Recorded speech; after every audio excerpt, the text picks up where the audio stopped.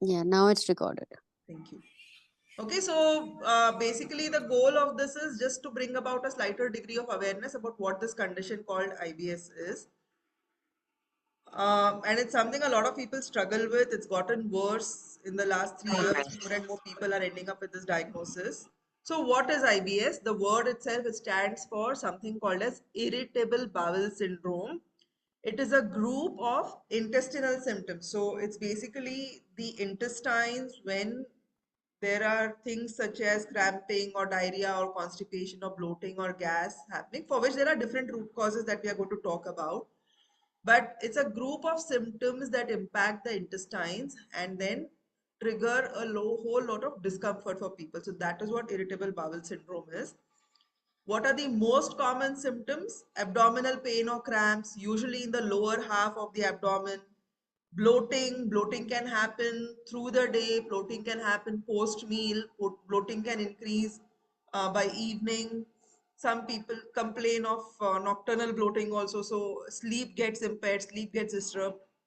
Bowel movements that are harder or looser than usual, so could either be like something tending towards constipation or something tending towards diarrhea, and then diarrhea or constipation or alternating between the two. Like a lot of people actually complain of this, that some days they feel constipated and it's really hard to pass a bowel movement, and some other days it feels like they're going multiple times to the washroom.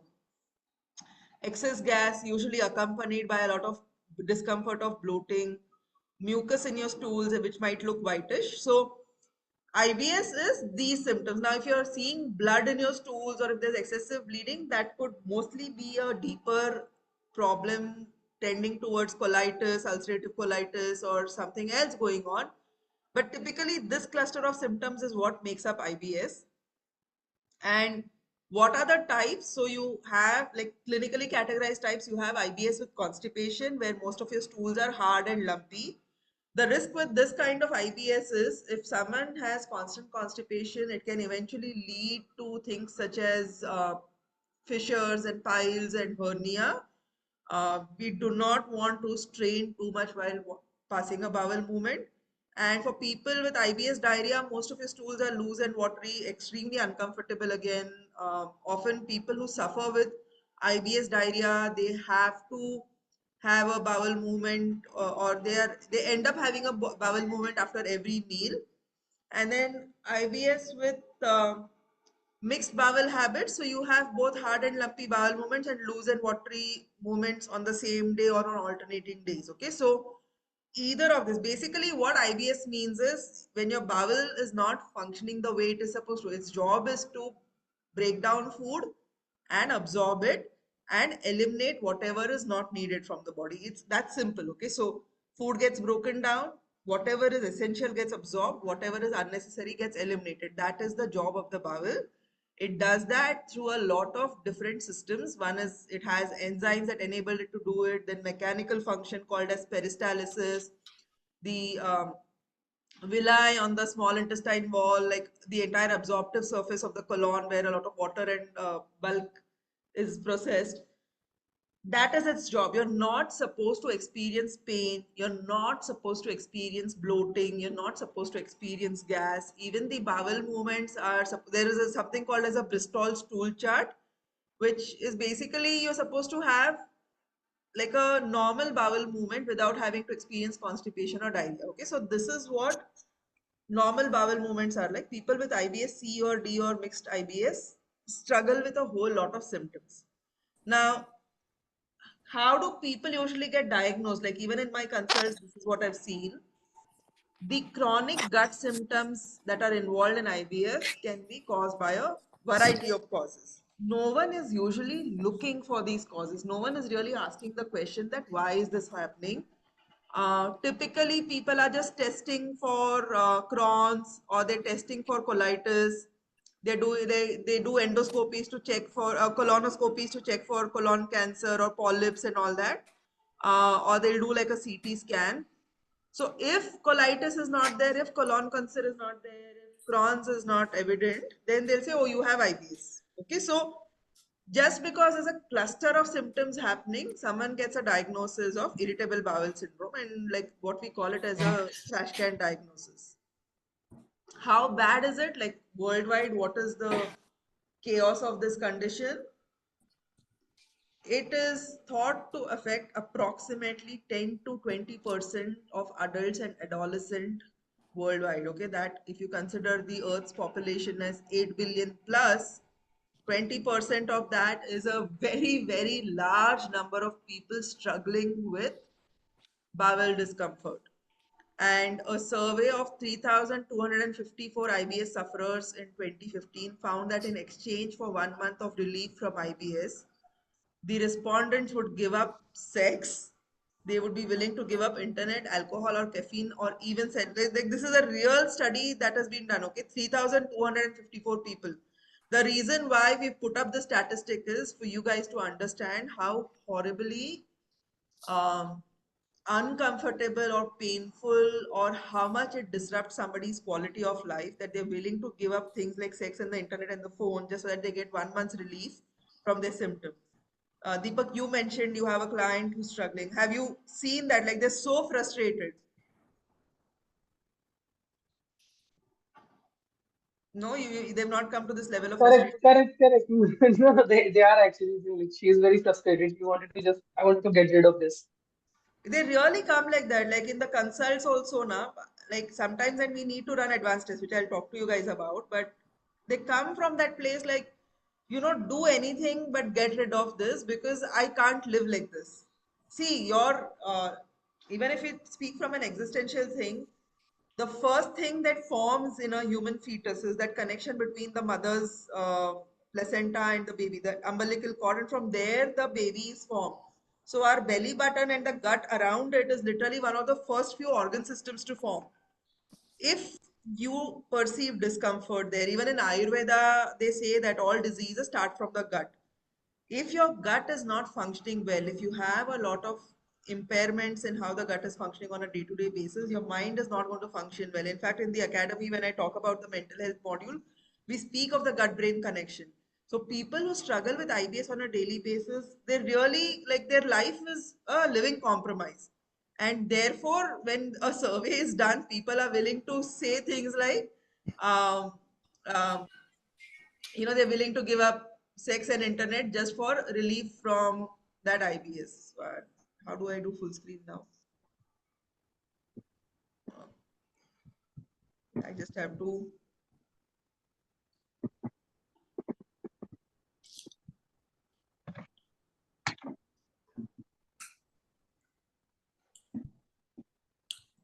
Okay, so that is how bad IBS, the situation is in the world outside of us. And the reason why we do this entire decoded series is so that people don't have to struggle like this.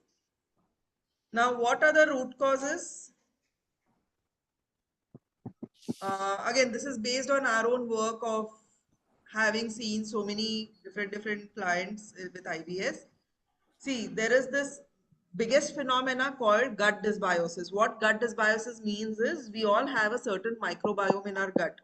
Um, and when there is an ideal balance of this microbiome is when our gut health is optimal. Often that balance goes off. Could happen, maybe you had to take antibiotics at some time for a throat infection or something happened, you needed to take antibiotics, and that dose of antibiotics killed off even the good guys from your gut.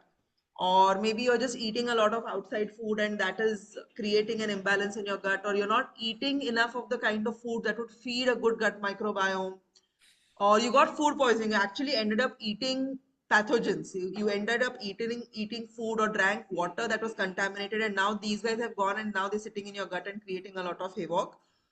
Whatever the reason, one of the primary things that we see in people who struggle with IBS is their gut is out of a state of balance. Dysbiosis means the balance between the good bacteria and the bad bacteria has gone for a toss, so it has become dysfunctional. The other reason that people's gut health becomes impaired is purely out of an infection. Like I spoke of this food poisoning. In fact, I think 2, 3 days ago or last week, I read an article somewhere where a kid, a 19-year-old, ate a shawarma that was contaminated. He got food poisoning and he died as a result of that. Okay, so often we don't realize when we eat food that has not been cooked properly or that has not been stored properly, or water that is not filtered, or water that is contaminated, we could be allowing a lot of pathogens to go into our gut, and maybe you have low stomach acid, or maybe the load of the pathogen itself is so high that it has triggered an infection, and now that infection is triggering these constant IBS kind of symptoms. Inflammation in the gut. So IBS stands for irritable bowel syndrome. What can create irritation in the bowel is also something like inflammation. What can trigger inflammation in the gut? Maybe you're eating a lot of gluten, maybe you're eating dairy, maybe you're eating other foods also that are inflammatory in nature. And because of that inflammation, now the gut is irritated. So your microbe is okay. You don't have a major food infection. But just because of this constant state of inflammation, you're experiencing a lot of IBS symptoms. Stress and psychological, big component of IBS, because your brain and your gut are connected by something called as the vagus nerve, and it is a bidirectional communication tool. Okay, so whatever is happening in the gut is communicated to the brain, but whatever the brain is also constantly perceiving is communicated to the gut. So for a lot of people who are under constant psychological stress, maybe could be coming from toxic relationships, or workplace stress, or could be financial stress, or could be any kind of stress, because of that constant psychological stress and the vagus nerves communication with the brain, that stress can then get translated into the gut and it can trigger IBS. There is also the play of all these stress hormones. So cortisol, adrenaline, all of these also can trigger IBS, but we won't go that technical. Just understand that psychological stress has a definite impact on gut health to the point of triggering IBS. Um, Toxins, again, coming from the environment. So if your food is contaminated with like maybe you're cooking in what are those things, non-stick cookware, or you're cooking in or you're consuming food that has a lot of preservatives and additives, and those toxins are entering your blood body through the gut. So toxins that are there in the environment, including mycotoxins, okay? So it's not just these chemical toxins, but maybe you're exposed to a lot of mycotoxins. Even those mycotoxins can trigger IBS, because your body has to eliminate these toxins. So your body senses every toxin as a threat. And if it is entering your gut, then your body is going to be like, let me get out of this person's, let me get this thing out of the system before it goes and harms other organ systems. So it can trigger IBS kind of symptoms. Um, Organ dysfunctions. If your liver is not functioning well, if your kidneys, if your thyroid is not functioning well, both of these can trigger IBS, because the liver is a large part of the entire digestive process. And we do have some blood work. I'll just show you some screenshots where the person was struggling with IBS, but the primary root cause was not dysbiosis or anything like that. It was the other organs that were not functioning well that were then triggering problems with the bowel movements itself. And vaccine induced, new category, but definitely something that we should be talking about. In fact, I had a consult 3 days ago where this is like it's terrible what has happened to this young woman. She's 27. Um, and in the consult, like we have a health history form. So before the consult, people enter their health history. So I ran out that information as the consult is going on. And I thought she had made a typo in the form, because her height she had written 5 feet and her weight she had written 25 kgs. Okay. 27-year-old girl, height 5 feet, weight 25 kgs. So I thought it's a mistake. Like instead of 52, she typed 25. And These are the when I consultation you started are it, talking about. sorry. Don't you think that's too less? Were you saying something to me, or did you unmute by mistake? Okay. Anyway, so The consult began, the person refused to turn on her camera, and I was like, you've given me this data point. Is this right, or do you want to edit it? She's like, no, it's true. And I didn't understand how someone could be at 25 kg. So I asked her what happened. So she told me that when she took the first Covishield vaccine, this was October 2021, that immediately she had a bout of diarrhea. Um, and then like it persisted for 1 or 2 days, and then she asked her doctor said no, sometimes vaccine side like it just happens, you might get fever and also, but it'll subside. And it went on and off, and it didn't really go off completely, but it was not a major issue. And then she took her second dose of the Covishield vaccine, December or Jan or something like that. From that day, the diarrhea that started did not stop. The gut completely went for a toss, to the point that the entire last year she was mostly in and out of hospitals. Uh, Gut is not absorbing anything. There's constant diarrhea, and she's reached 25 kgs in weight. And I think like the only thing that has kept her alive is her spiritual connection, because I can't even comprehend what life would be for someone like that. Um, but she's an extreme case. I mean, the reason I shared that case is it is a recent one. I spoke to her 3 days ago, and I'm only shocked by it. But also the fact that there is like significant evidence that the vaccine is causing a lot of IBS issues, because even with our consults in the last 2 years, a number of IBS cases that keep coming up, they have gone up dramatically. Why would the vaccine do that? That becomes a little technical. But there is like the fact that the COVID vaccine has caused increase in interleukin 6. It is causing a lot of increase in inflammatory factors, which is then going and getting translated to the gut.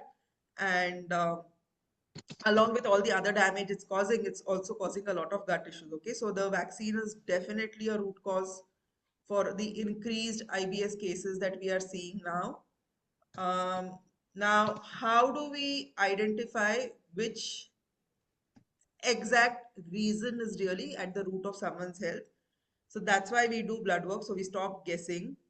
Now, how do we identify the root causes? We do a standard blood panel. Those of you from the academy, of course, know what is the blood panel that I talk about. But those of you who are new and maybe you're just listening to this for the first time, so we do things like the CBC panel, the WBC. We run the liver function, kidney function, thyroid panel. We run tests for all the vitamins, so vitamin D.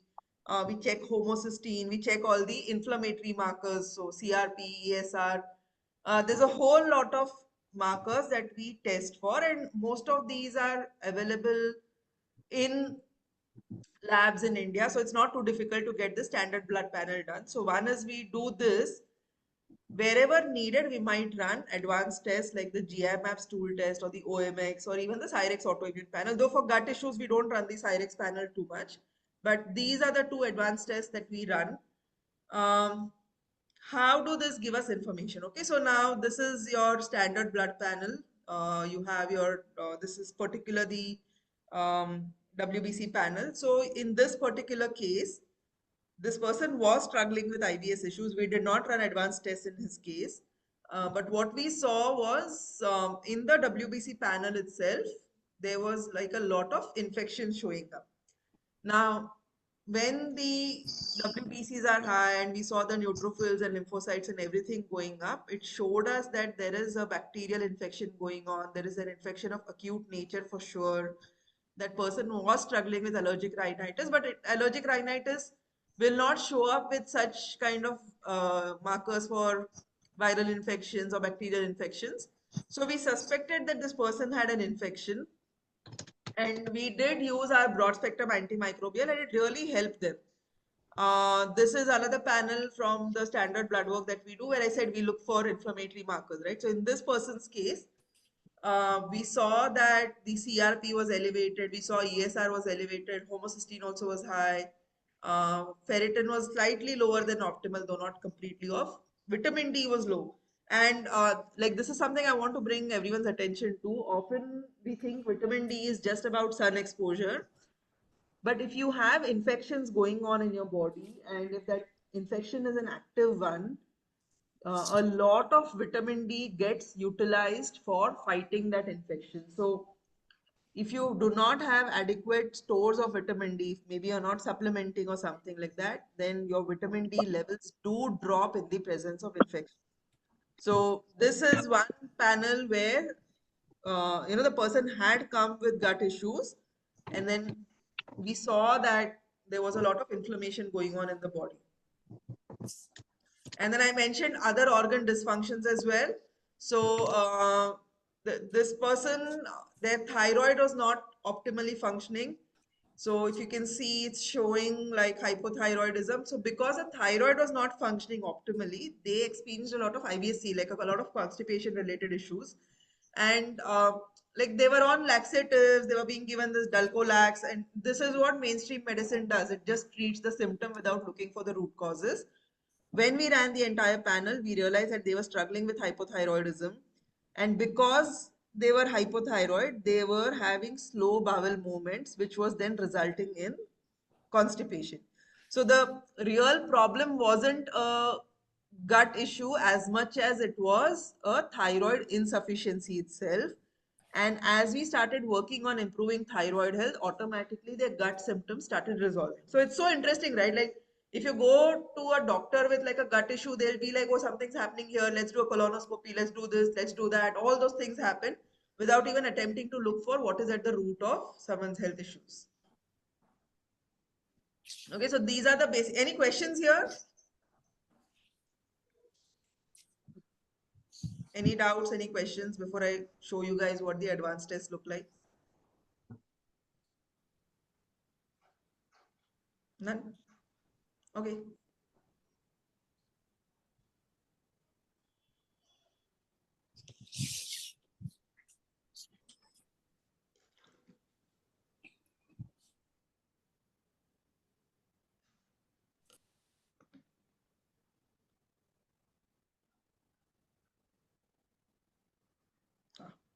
Full screen is back.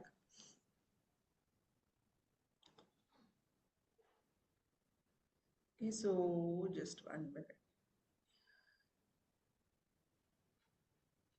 Okay, so we looked at the thyroid. Now, when I spoke of these advanced tests, remember I said that how do we look for root causes? We do the standard blood panel. Those were the 3 screenshots that I showed you guys. But beyond that also, we do advanced tests. So one of these advanced tests is a GI map. Now, this is a lovely test. Those of you that are doing the advanced test course right now, I think Prerna is already teaching you how to interpret the GI map. Those of you that are absolutely new to this particular test, the GI map is a GI stands for gastrointestinal map, and what it does is a stool. It uses a stool sample, so it's a test that is done in the US. Your poop really goes international, but you collect a stool sample here, and it gets tested in the US lab. What they do is they use RT-PCR and QT-PCR both, so quantitative and qualitative analysis of your gut microbiome. Not just your gut microbiome, it also checks for other factors such as the enzymes that are being secreted, what is your immune system like inside, things like calprotectin levels, zonulin. So a lot of these different factors that impact gut health and sometimes can even cause autoimmune diseases. This test analyzes. It's one of the best tests I have personally come across for assessing somebody's gut health. And this is again from a client's report. So if you see, this person, like the commensals, which means a good bacteria, this person had lower numbers and then a complete imbalance of that. And H. pylori, which is one of the primary organisms that triggers acidity, acid reflux, heartburn, GERD, like gastroesophageal reflux disease. Often the root cause of that is this bacteria called H. pylori.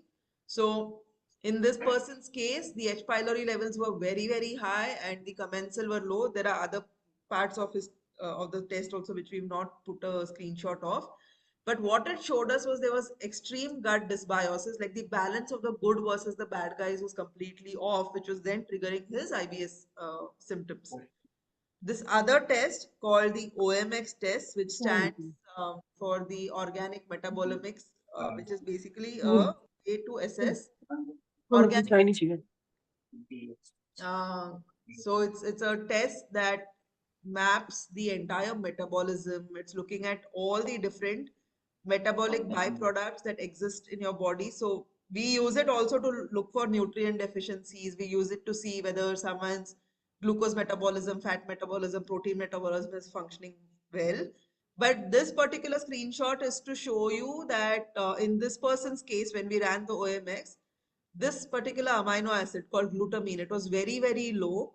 And people with low glutamine levels end up with something called as leaky gut, where the gut lining itself is getting eroded and there's a little interstitial gap building up between the small intestine epithelial cells itself. So in this test, we're seeing that because of low glutamine levels, it's indicating a leaky gut, which correlated to the symptoms that the person was having.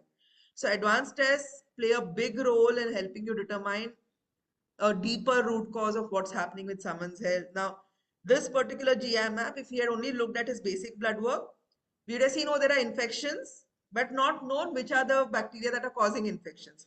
When we ran the GI map, we saw that, oh, there was a H. pylori problem specifically, and then we targeted that H. pylori with the H. pylori um, kit, and then the levels came. I mean, symptoms disappeared. We didn't test them again because the GMAM test is also slightly expensive.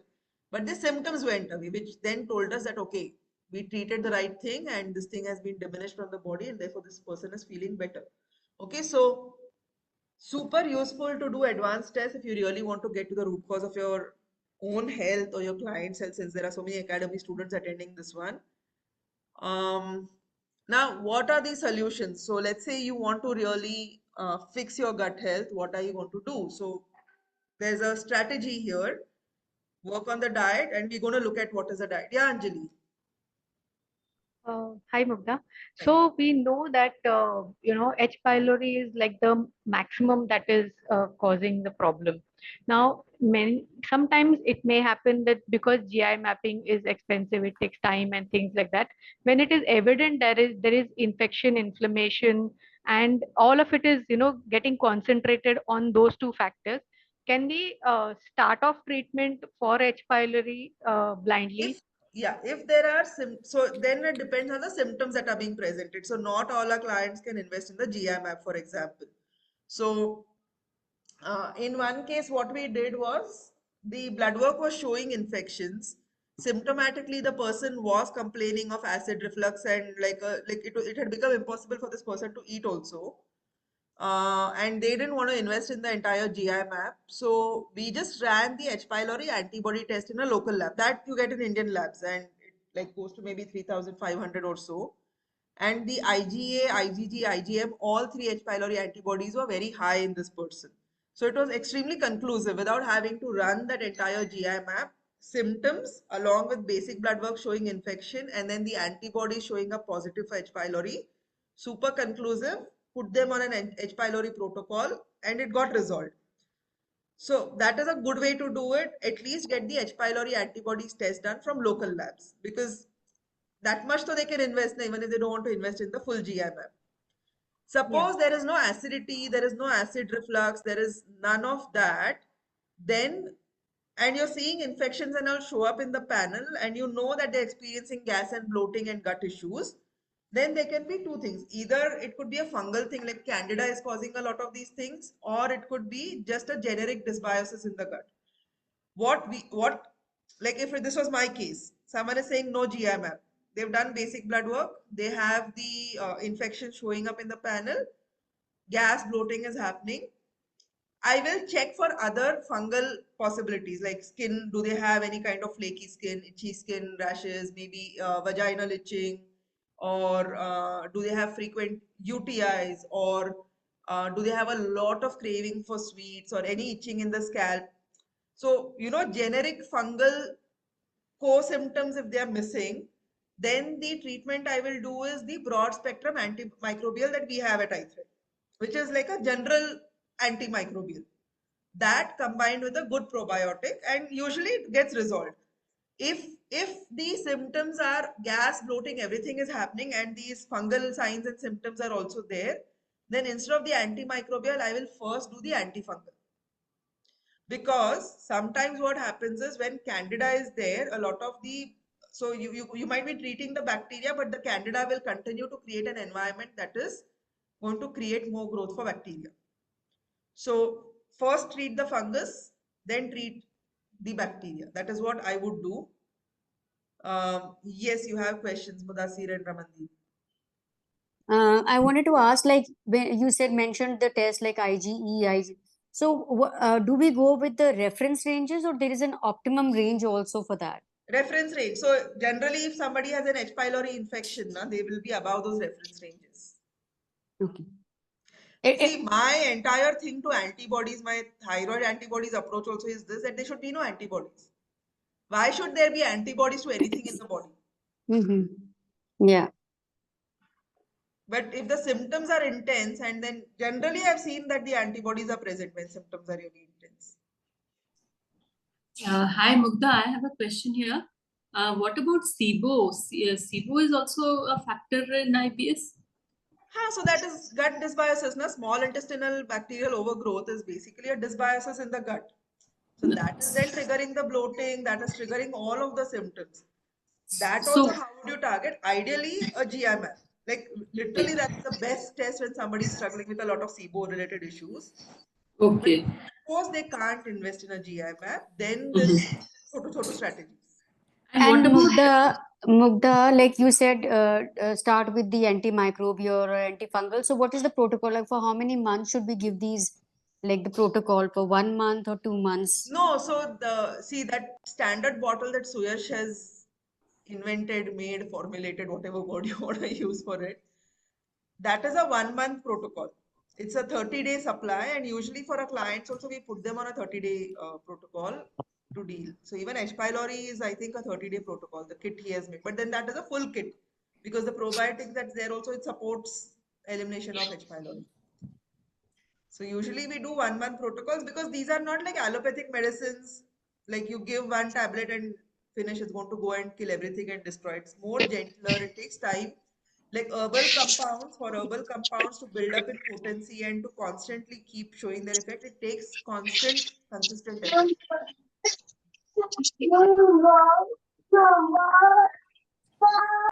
You have a question, Mudasir? Yes. So since the client had digestive symptoms, and you did the OMX, I'm just curious to know how are the amino acids looking like for the client? That I don't have screenshot, but they were messed up only. So the thing is, whenever there is a gut dysfunction, absorption gets impacted. Because if you're having IBS diarrhea, with every meal, immediately there's a need to pass a bowel movement. So you don't even have enough time for absorption for everything to happen. So like we saw, glutamine levels were low. Most of the amino acid levels also were messed up. Okay. Mugdha, and what's the difference between this GI map stool test and OMX organic test? So OMX is it's a serum, I mean, it's a plasma and a urine test. Okay, so wherever you're seeing P, that's a plasma sample. There are some metabolites, I don't have the entire, that test itself is a 6-7 pager. The other fluid that is used for this is urine. So OMX is testing for metabolic products in your plasma and your urine. Okay, it's testing for metabolites. So Krebs cycle, your entire glucose metabolism, your fatty acid metabolism, your protein metabolism, amino acids, what Mudasir asked. Whatever is the reflection of those processes internally at a biochemical level, that's going to be showing up in your plasma and your urine. So excretion and the circulating levels. Two things that the OMX test measures. The GI map is a stool sample. Okay. So what the GI map is doing is, in your stool, it is looking for the DNA fragments. So when I say RT-PCR and QT-PCR, it is looking for the genetic fragments, the genetic material of different bacterial organisms, along with the level of enzymes in your gut, along with the level of your secretory IgA, which is your, it's a marker of your immune system function in the gut. So it's a stool test that is looking for these tangible things, whereas the OMX is a plasma and a urine test looking for some other tangible things.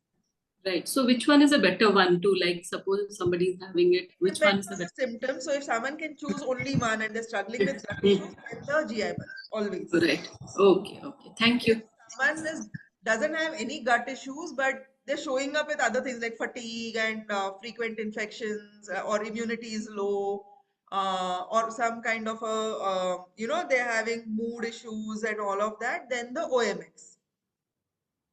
And there are many other advanced tests like this autoimmune panel, there's a mycotox panel. So these are not the only two advanced tests. I'm just saying from the perspective of IBS, these two are the most relevant.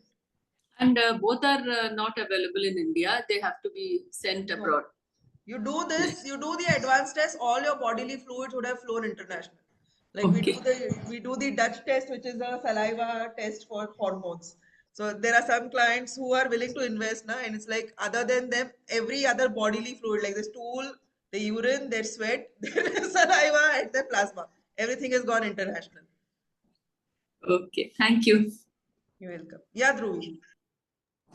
Yeah. So, what about a person who's not who doesn't have constipated stool or diarrhea, but has the need to pass stool after every meal, but is, well formed, the stool.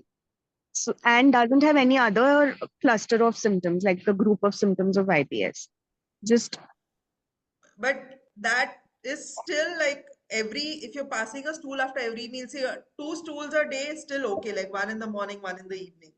But if you're passing a stool after every meal, it's definitely not a normal occurrence. It is going to impede your quality of life. Like if you're someone who's working, traveling, then imagine having to pass a stool after every meal. No, it's not normal. Right. So it still comes under It's IBS. still like you have to figure out what's going on there. It could be stress induced. It could be maybe they're just eating something that they're sensitive to, and therefore that's happening. Okay. Yeah, Dhananjay, you have a question. Yes, ma'am. I have done microbiome test, which is the cost of 8,000. Okay. DNA test, I have done DNA test. It is also cost 8,000. H. pylori is my negative. So whether I want to ask that whether it is compulsory to GI map test, OMX test.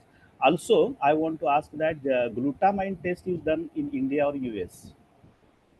So, see the typical microbiome tests that are done in India, they are not really comprehensive. Like they don't test for all the possible microbes that could be triggering gut issues. They don't test for the super important one called Akkermansia. They don't test for, let's say, the virulence factor of the H. pylori you have. So they are very incomplete tests. And often for us, it's very hard to work on that data because it's barely any data. Even the genetic tests that are done in India, because we partner with Self Decode and we There is partner some with lactose intolerance is observed in DNA test also. yeah. So what happens now? So whenever you do genetics,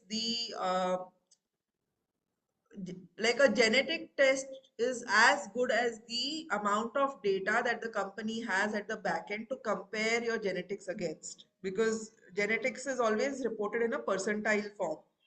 So the more data about the population that is there, the better that output of the genetic test is. Again, a lot of the Indian genetic tests don't give us the right kind of information for us to be able to tangibly work. Like what we want, for example, is the raw genes ka data, like okay, which genes, what mutations are there, then we know how to address that. So unfortunately, we have not yet come across really efficient advanced tests in India. We have been talking to a lot of companies saying like, since you guys are already doing this, can you improve and make it better so that we can partner? And it reduces everything. It reduces the lead time, it reduces the cost of investment and everything. But right now, I haven't yet seen a really great test that I would recommend in India itself. And Can the glutamine, the last question you asked about the glutamine one, this is also US based test. Okay. So glutamine test, I want to ask that whether glutamine test confirms leaky gut or not. Not always. That's why I've said indicating. It's not confirmatory. Versus this, which is showing gut dysbiosis and it's a confirmatory of H. pylori. Low glutamine could be indicating a leaky gut. You might not have a leaky gut, but your diet might be extremely low in, or you could have genetic mutations in how the entire glutamate aspartate processing is done, and therefore you could be showing low glutamine. In this particular case, because the symptoms and the other things correlated along with the GI map, I have put the screenshot, but this is not always truly the case for every single person where glutamine could be low. Okay. Okay, so what are the solutions? Of course, with diet, primary things, and this is something we do for everyone, whether they do advanced tests or not. We remove all possible inflammatory foods like gluten, dairy, seed oil, soy, and corn, because these are known to trigger and inflame the gut. And this is not just based on our practice, this is based on whatever like research has been done across the world by different scientists also. These are known triggers for inflammation in the gut. We make sure people are getting adequate protein and essential nutrients, because see, protein is a very important contributor to gut healing. I mean, it's an important contributor to all forms of healing, but even for your gut, you need good quality protein for the gut to rebuild itself. When we remove seed oils, then we incorporate healthy fats like ghee, butter, coconut oil, tallow, lard. But majority of Indian population is comfortable with these three kind of fats. And then when I say optimize intake of dietary fiber and plant foods, I'm not saying increase it. Okay, so don't assume that this means increase intake. What it means instead is different people with IBS are sensitive to different kinds of plant foods. So you really like, we often prescribe white rice as a very safe carbohydrate. Like if someone wants to eat grains, then white rice is something that most people tolerate really well. Yet Shagun had a client where for him, he was experiencing bloating despite doing everything else. And when we eliminated white rice, his bloating came down. He's doing much better with a millet called barnyard millet. So individually, different people are sensitive to different foods. Like for a lot of people, apples can trigger bloating because apples are high in pectins and fermentable carbs. So when apples go into the gut, a lot of the small intestinal bacteria start working, or even in the colon, these bacteria start fermenting apple peel, and it triggers bloating in a lot of people. So individually, figure out which kind of fiber and which kind of plant food works best for that person, and then include it based on that. So it's not that everyone is suddenly going to do well with psyllium husk, or everyone should be having a lot of raw carrots. There's this entire repeat phenomena where everyone says raw carrots are great, they reduce endotoxins in the gut, but a lot of people are super sensitive to any kind of raw plant-based food. So this has to be completely customized based on the individual. Supplements, I spoke about antimicrobials, antifungals, antiparasitic, depending on what you see presented. Now, if someone is not going to invest in advanced tests, and if you want to rule out parasites, Ma'am, very good way is like people with high eosinophils. Okay, so anyone who is presenting with very high level of eosinophils, if it is combined with a lot of gut symptoms, it could be an intestinal parasite that is triggering their gut symptoms. Okay, someone had a question? Yes, ma'am, I do have a question. What about the dairy products when you said you have to restrict the dairy products? So do curd and because curd is a good probiotic I Curd can get. has probiotics, curd has lactobacillus, but curd also has casein, which is a known trigger for bloating and gas in a lot of people, and even diarrhea. Sometimes if the curd is not fully fermented, it can also contain trace amounts of lactose. Lactose again is known to trigger bloating and gas, especially in people who have low levels of lactase. So with dairy, what we do, what I also did personally for myself, is I had initially eliminated it completely. Then even for clients, we do this. Initially, we eliminate all of these things, and dairy is a conditional food. So maybe towards the end of the protocol, we might say, okay, let's add maybe some dairy like A2 milk yogurt, or let's add some like really clean paneer and see what happens. So if they're able to tolerate paneer and curd and cheese, maybe they don't have too many problems with casein. And if their autoimmune antibodies don't go up, maybe they can tolerate dairy. Then if they can tolerate that, then we see what happens when they have milk. So a lot of people are not sensitive to the dairy proteins, but are sensitive to the dairy carbohydrate, which is lactose. So they can't have milk, but they can have paneer and cheese and curd. So dairy is conditional, but when someone is struggling with symptoms, when they're having bloating and gas, that time eliminate dairy entirely and then see if you can add it on and see how the body responds to it. Similarly, what about the pulses? I've heard that pulses and lentils also trigger the bloating and gas, but they're Yeah, rich source of because protein. So in yeah, other way, we are eliminating all the protein components from the diet. no, we are eliminating plant-based protein in the form of lectins and pulses. It is not all of protein is eggs and red meat and chicken and fish and uh, that is true protein. Okay, this plant-based protein is just a compromise. It's not even entirely bioavailable. It doesn't have all the amino acids that are needed. But you want to include dals or pulses in someone's diet. Again, the some of the safest ones to do that is moong and masoor dal because they are lower in lectins. And so lectins are these plant anti-nutrients that often trigger a lot of gas and bloating that most people experience. Rajma, chole, chana are very, very high in lectins. That's why most people, like even people who don't have IBS and all, when they eat rajma, chole, experience gas and bloating because it's the lectin itself that triggers the bloating. So how to do dals and pulses? Soak them, wash them, Overnight.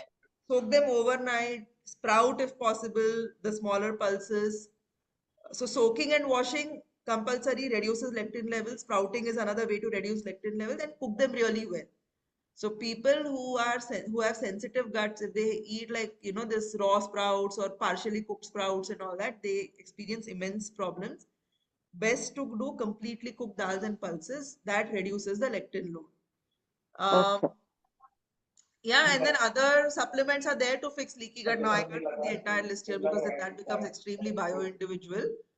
Probiotics, important.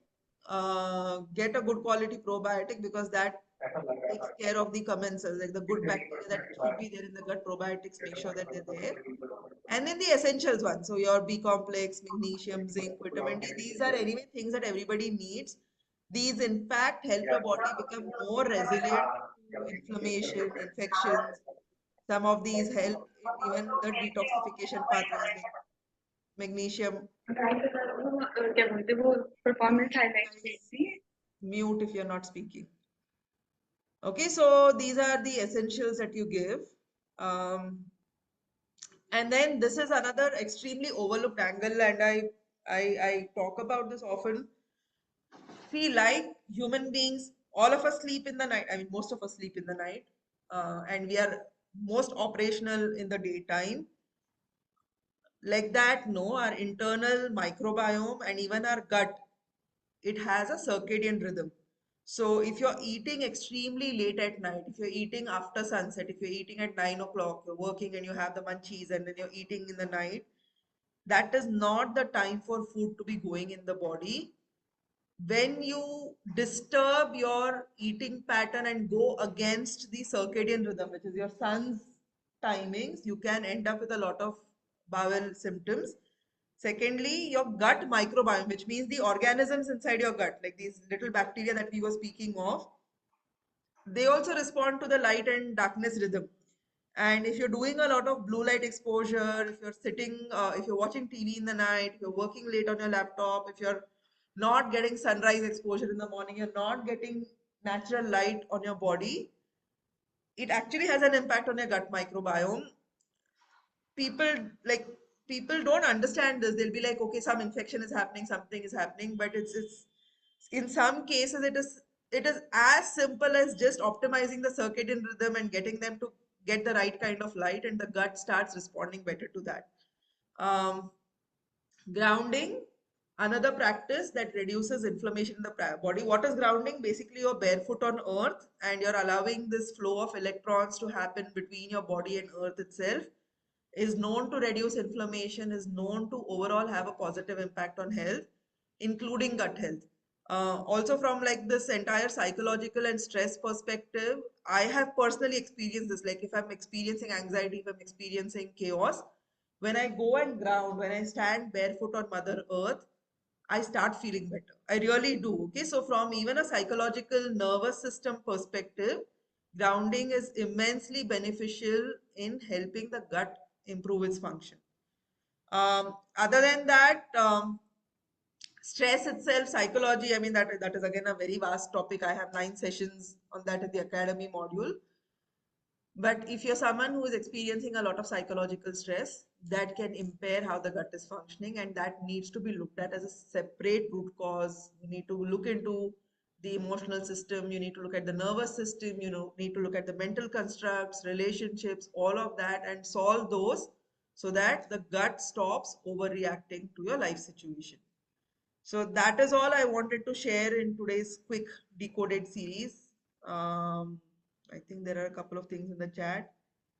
How does the thyroid function affect the gut? Well, the thyroid actually has a huge role to play on all your bodily systems.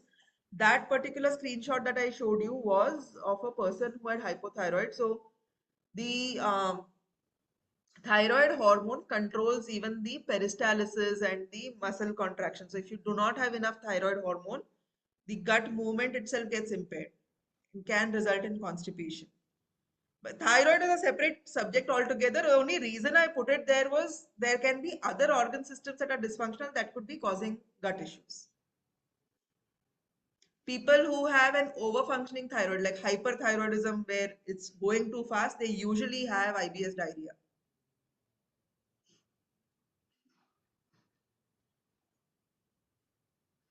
Any other question? Ma'am, I have a question. Ma'am, am I audible? What about it if I have IBS-C type and I pass stool every single day until and until I change my place of residence or something like that, that if there is a change in the schedule, so then I face a difficulty. But whenever I pass the stool, I don't have the feeling of that I have a strong pressure in my stomach, and I don't feel the feeling of that I have cleared my stomach completely. Yeah, that incomplete evacuation again is a common symptom where the motility of the gut is not as well as it should. So you should feel like you have completely evacuated everything that is there in your colon. Otherwise, this feeling is there that it's not fully done.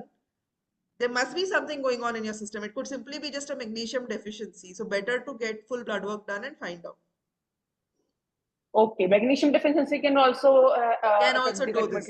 Usually we've seen that when people take magnesium, this incomplete evacuation problem is addressed. Okay, because I have get all my tests done. I've recently been diagnosed with IBS-C.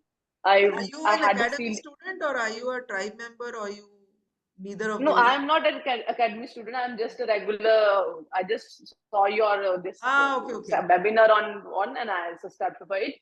I was recently diagnosed and I have celiac disease too. That other add to the problem.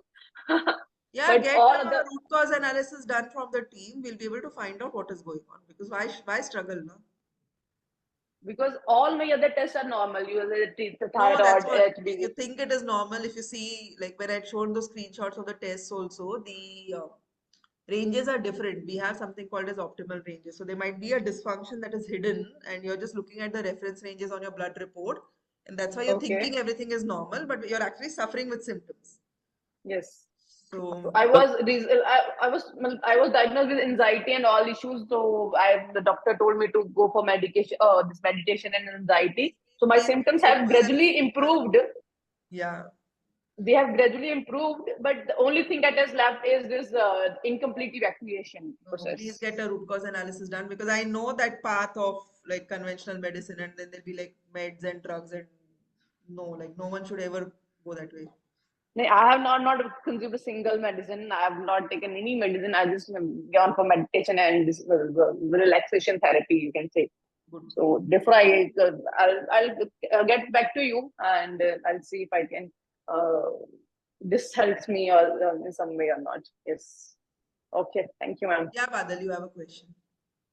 Yeah, Mugdha, you talked about this anti parasites when people are not going for GI map omics just to get rid of the doubts is can be done by default, like we just go to clear it of our doubts, What or I've it seen has to be with GI map, sometimes it misses out on the parasites.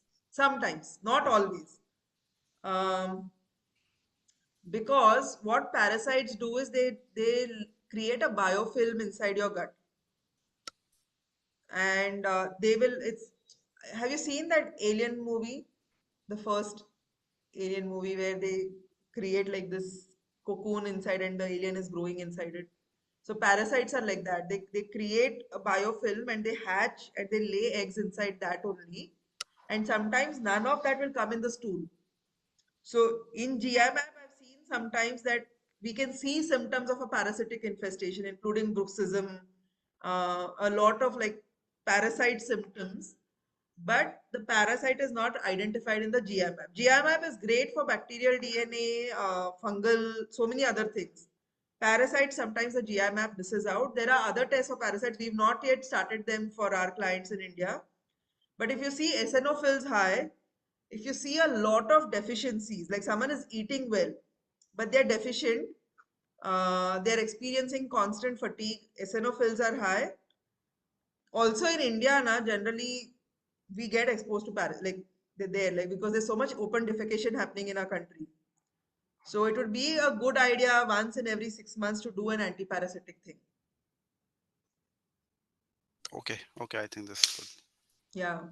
Thank you. Once we have a proper parasite panel, I'll share about that on the academy also. Like, Ma'am, actually, could you please tell me the specific form of magnesium? Could you recommend in this condition? so if you have a lot of constipation, both magnesium glycinate and citrate will help. Okay.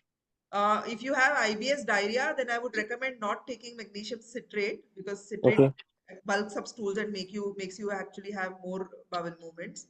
So then magnesium glycinate would be good. I'll ask the team to send links. We make our own magnesium glycinate, so you can take that. But if you have constipation, magnesium citrate and magnesium glycinate combined works better.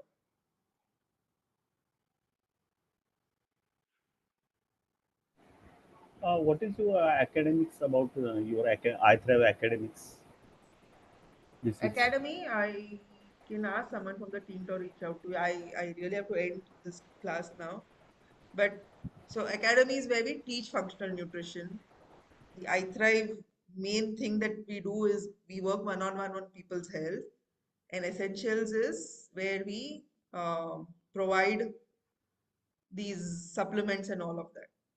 So academy is if you want to learn functional nutrition.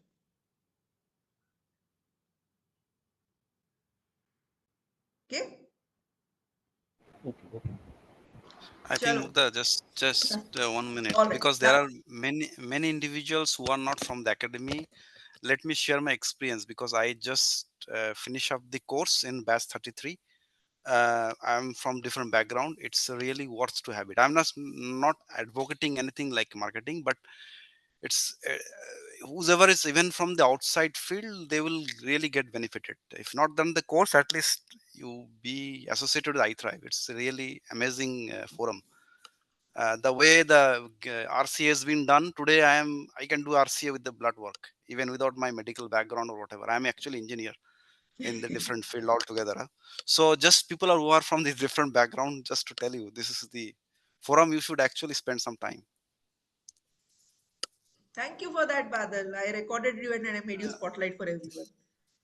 And the marketing team is most likely going to use your clip on social media somewhere. Do But some thank you for Photoshop on sharing. my video because it's very raw. You are looking absolutely lovely. Don't worry.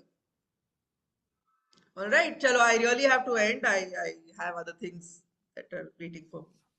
Thanks, But thank you all for showing up on a Friday evening. Bye-bye.